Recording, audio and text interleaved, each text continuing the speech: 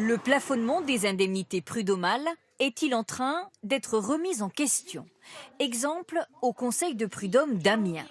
Les juges ont étudié le cas d'un employé d'une supérette licencié pour faute grave. Mais le licenciement a été jugé infondé.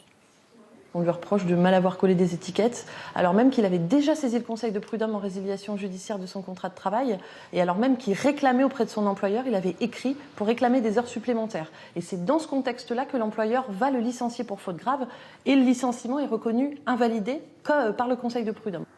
Pour ce salarié, l'indemnité prévue par la loi est plafonnée à un demi-mois de salaire, soit 500 €.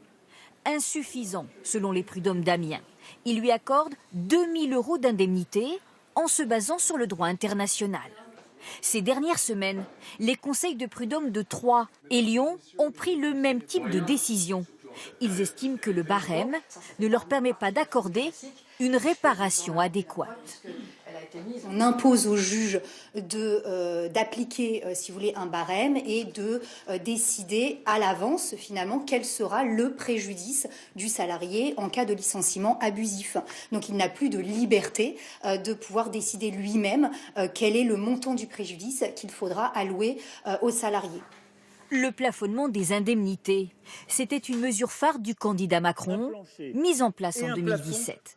Selon le Conseil d'État, le plafonnement est conforme au droit international.